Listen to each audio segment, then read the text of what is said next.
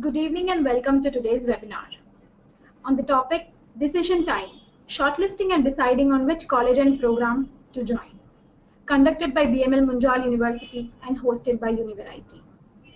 Our guest speaker for today's webinar is Ms. Tanya Choudhary. Tanya has a degree in English Honours from Jadavpur University and a PGDM from IIM-A. She has over 7 years of experience across consulting, product management, project management in organizations such as Deloitte, PricewaterhouseCoopers, Ashoka University, and the erstwhile Planning Commission. Ms. Tanya will take the session from here.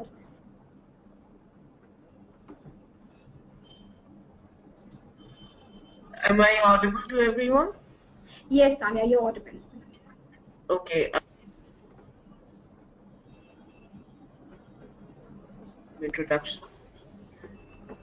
Welcome to everyone who has made time to be a part of this webinar today. I think we are at a point when most of the 12th results are out. CBSE, ICSE, many of the state board results are out. So this pretty much is decision time for students and parents in terms of which college to join, which program to join. And this is also the time which sees a lot of sudden changes. So I'd like to share with you, if you'll see my trajectory. I was a science student up until class 12th, and I suddenly felt like I wanted to do English. So I moved to what was pretty much a pure humanities setup. Then I decided I was missing a few things. I was missing maths in particular. I was also missing certain kinds of opportunities in terms of leading people's teams, and I felt that's what I wanted to do. That's when I decided to do an MBA, and I was preparing for CAT while working as well, in fact. And IIM-A is a very different space from the English space, predominated by engineers mostly, lots of people from the IITs, etc. So I personally feel at every point in your life and career, it's very important to take stock of what you want, what you're good at, and what opportunities are there in the professional space at any given point. So for example, if I look at the contemporary space, it might not be so important to actually do an MBA right after English honors. There are many professional opportunities which lie for English graduates today, which have a managerial aspect, but an MBA per se is not necessary. So this is a super critical point in your time, super critical point in your life and career. For parents, it's an even bigger struggle in some ways, because they have the responsibility of making sure that their children's best interests are protected. But children also have a mind of their own. It's a struggle between following one's heart and for being safe, etc. So across spaces, fields, sectors, whether it's the arts, whether it's people who've chosen to study business, whether someone's opted for medicine or engineering, we actually spoke to a bunch of people and asked them for their advice on how one should go about choosing a program and a college. And there are some aspects which lie with you, and there are some aspects which lie with the institution you'll ultimately join. But here are two things broadly that everyone felt would justify calling one's college experience a good one. One would be the memories, the learnings you have from that 3 or 4 years, irrespective of which program you do or how hard or not hard the academics are, which means you've had the opportunity to try a couple of leadership positions in clubs or societies. You've had perhaps internship opportunities. You've had the opportunity to meet some great people, whether it's in your classroom, through your peer group, or faculty members or guest faculty members. It's a whole bunch of these. However, unlike the movies, college life is really about setting a firm foundation for one's future. So it's also about what prospects lie ahead of you. And this is something that changes every 5 to 7 years, if not year on year incrementally. So it is very, very important to take stock of the current economy, the current kinds of jobs, and again, what kind of skill sets, etc., these require. Now, we'd actually first look at how do you go about figuring which college you should opt for. Now, sorry, which course you should opt for. Like I said, I see a lot of people who've pursued the sciences but feel like they're happier doing entrepreneurship or taking a business track.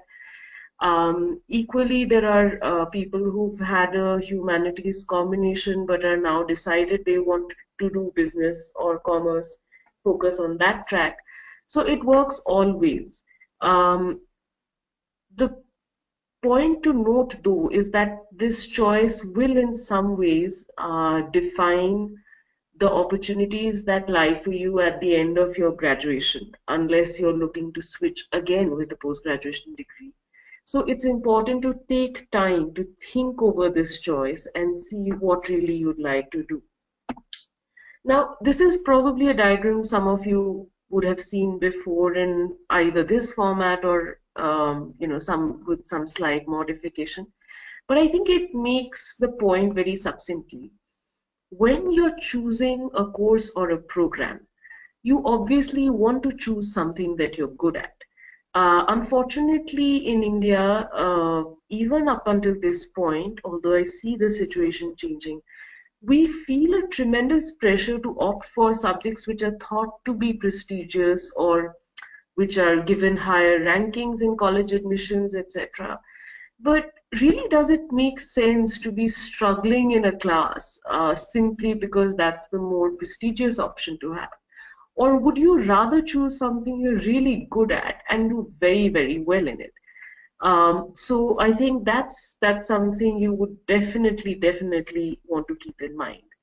Now I move to the second part, which says what you enjoy doing. So does that mean you totally ignore what you'd like to do or what you're really interested in? It's really about striking a balance between what you think your interests are and what your aptitude is like, because this is something which you'll have to live with for the rest of your life. You'll have to apply it. So it's super critical to make sure you're picking something you are actually personally interested in. It's not because someone said it's the right thing to do or people who opt for that discipline are particularly gifted.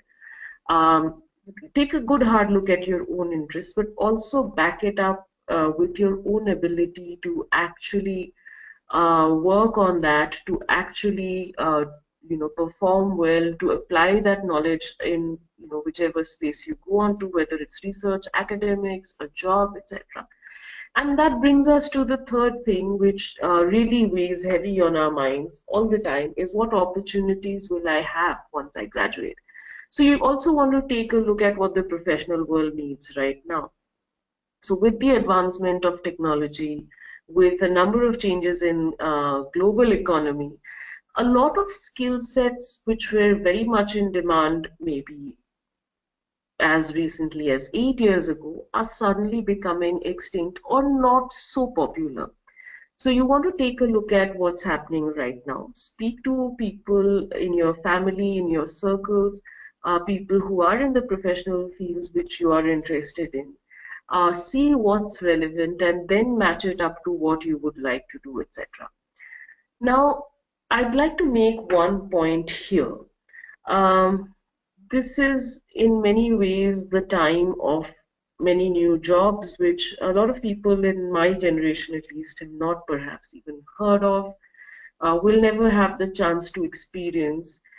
There are many different kinds of tracks, again, depending on where you choose to work.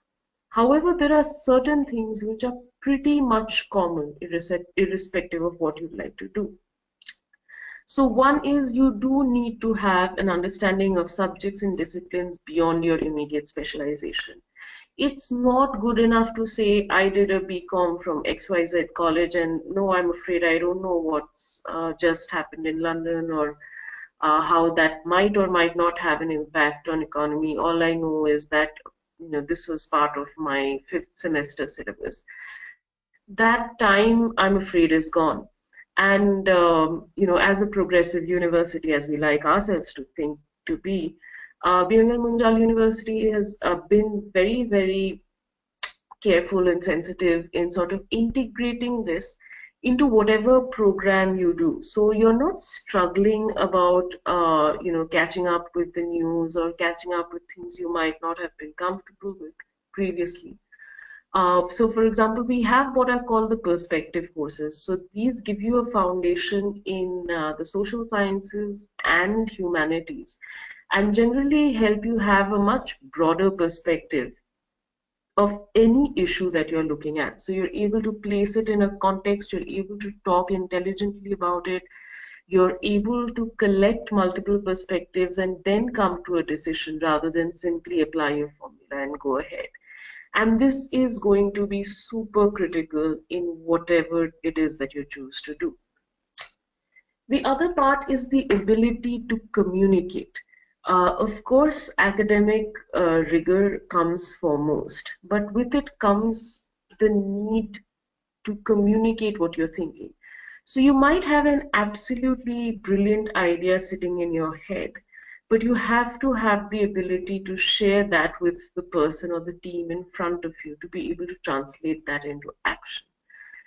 This also really links up to the action bias that is pretty much a given or an absolute requirement in any job that you take today. It's not enough to know your stuff and to keep to your corner. You have to sort of step up, demonstrate leadership, etc. You have to be able to apply what you've learned in the classroom and work with teams. So again, whether you choose to be an architect or an engineering graduate, or you choose to do business entrepreneurship, whichever, I think both these aspects are things you'd like to keep in mind. Uh, Now we come to, okay, so I have a sense of what I would like to do, but I don't know where I should do it from. So again, when we go about choosing a college, a big, big influencer in our minds is perception.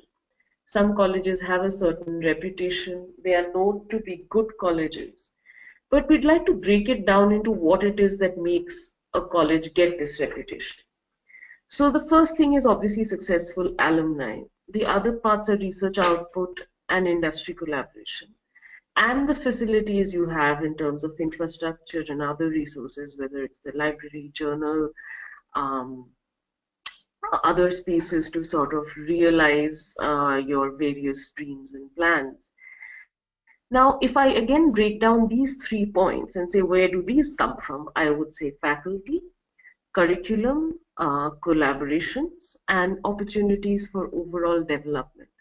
So, while we tend to go by a lot of other factors, including where a certain college is located or the fees, of course, play a part.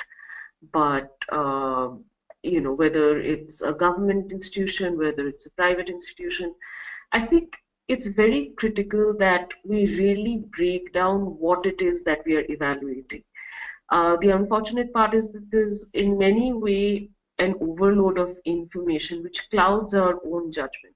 So I think what is very important is, again, try and reach out to senior alumni in the college.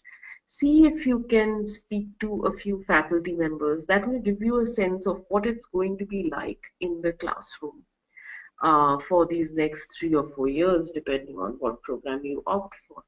And that really should give you a sense of where you stand. Again, in terms of collaborations, While, of course, many institutions just have a whole bunch under their name, supposedly. I think it's important to evaluate how those collaborations are really playing out. Are student exchange programs happening? Do we have faculty members from those institutions coming and perhaps taking a few courses here in the college?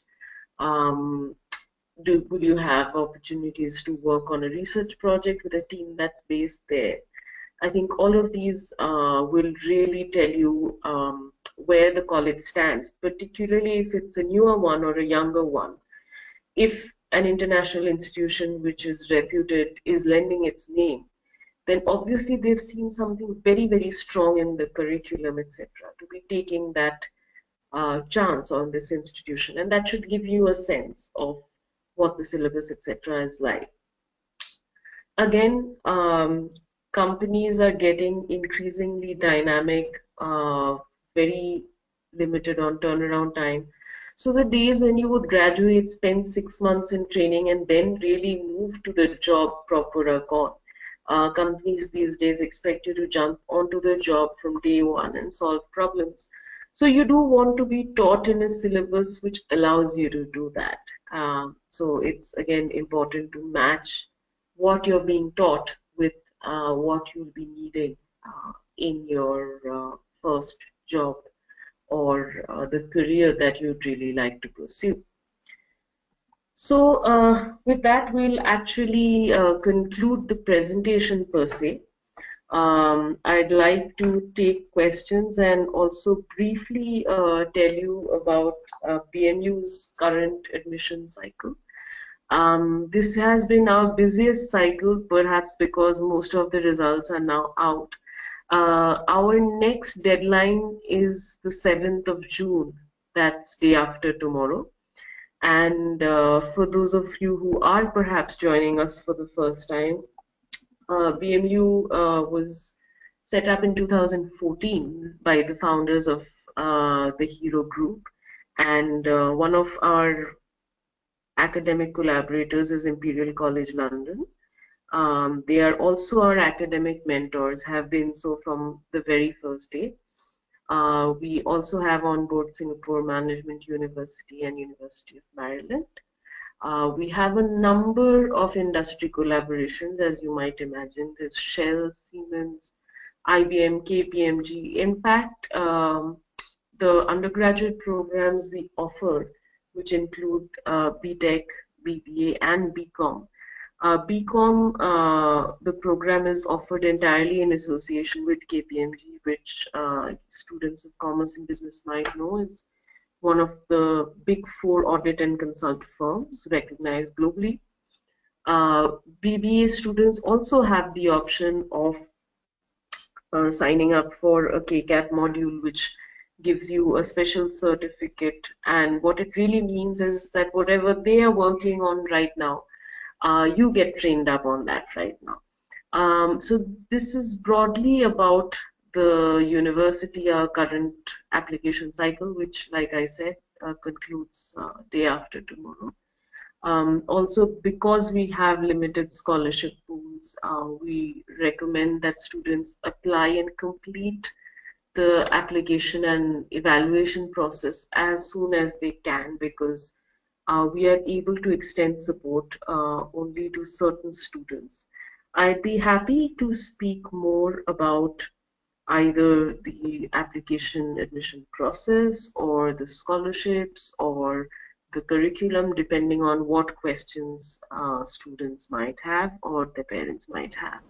So open to questions now. Great, Tanya. Thank you so much. Here is our first question.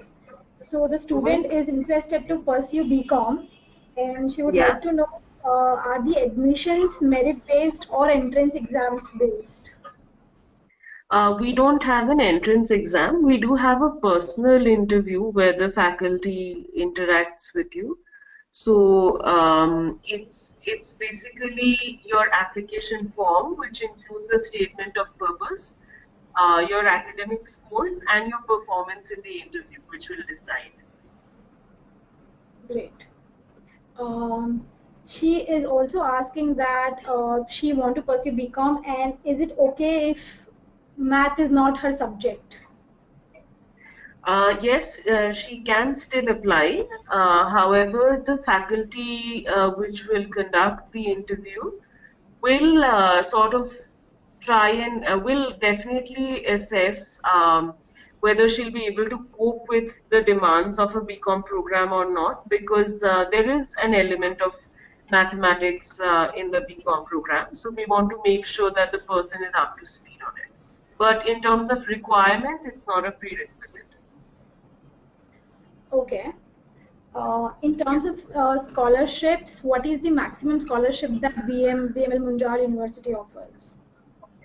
Okay, so maybe I can just guide you to the website here if my screen is still on. Yeah. I'm not sure which program is being referred to, but I can pull out. Is there a specific program that's being referred to? BCom. BCom. BCom? Okay, all right. Yeah. Just give me a moment. And again, I would encourage people to please visit the website. The information there is very, very comprehensive.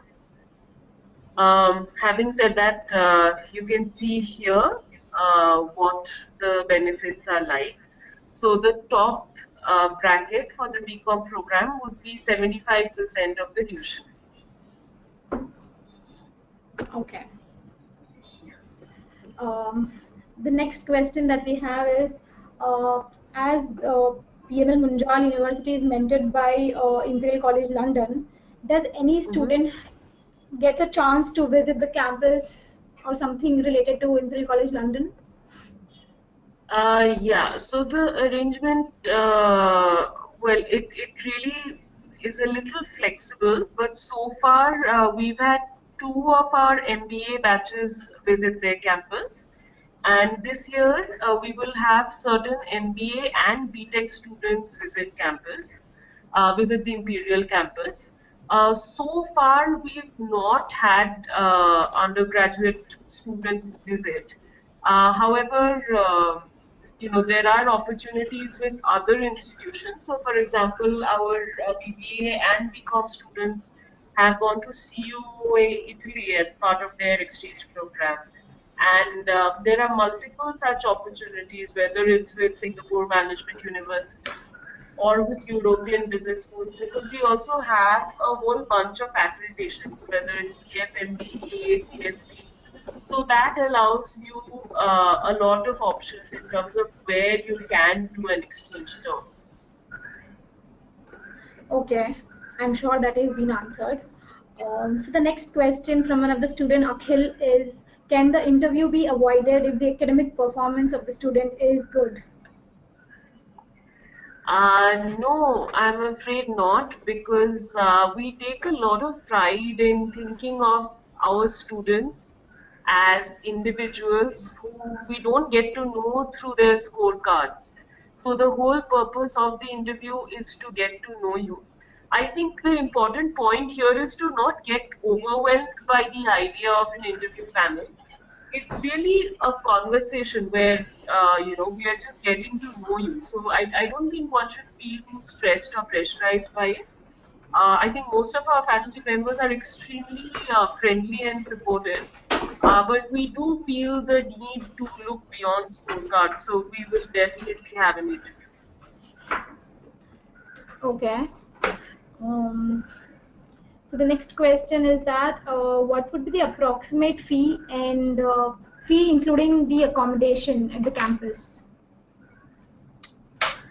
Okay, so again, that's a slightly complicated question because the accommodation, there are lots of options and it tends to depend on what it is that you're opting for. However, what I can do is give you a quick sense um, um, of the different options. Let me give me a second here.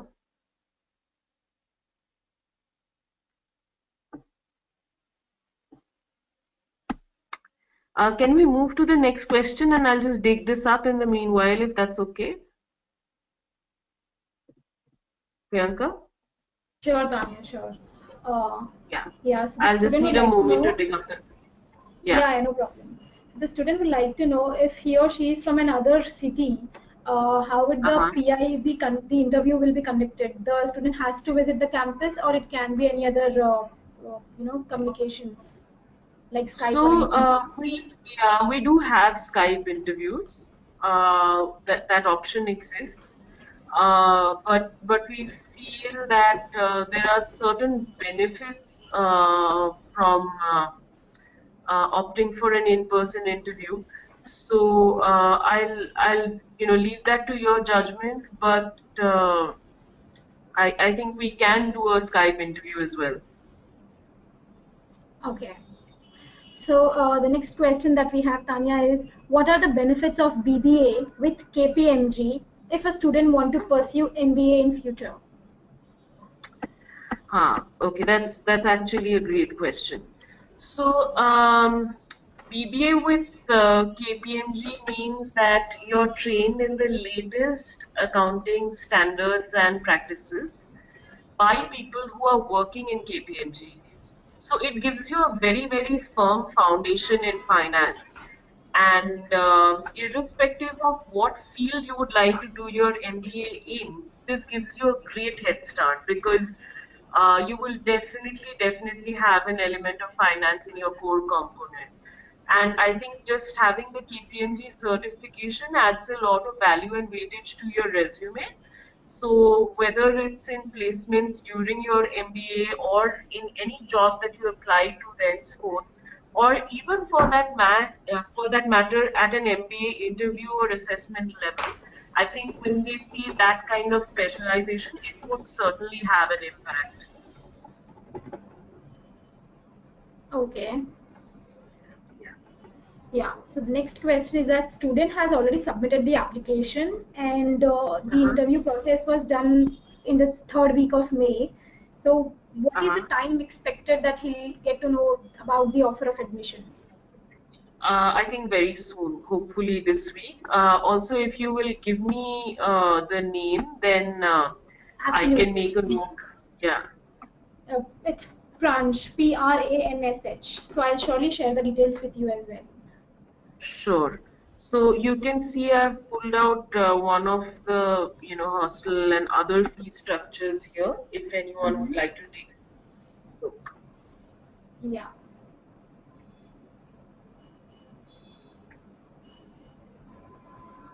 So the last question that we have for today, Tanya, is that a student is asking if he or she is from a science background and the person wants to pursue BCom or BBA. Will that work out with BML?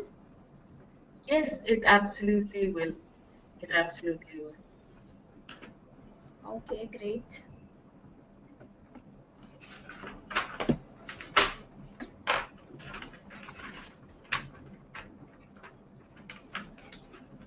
Thank you all the students and thank you Tanya for your time and sharing the relevant information before the decision time, before the application deadlines. We appreciate Sure. this session and I will share all the details and the queries of the students so that you can personally connect with them further. Students can Certainly. anytime write to Tanya. I will share Tanya's email ID, contact number with you, and you can always write to Univariety as well. Absolutely. Thank you again, and all the very best to everyone. Please don't be stressed and worried. You're all going to be fine. So good luck to everyone. Thank you so much. Thanks. Yes, bye bye.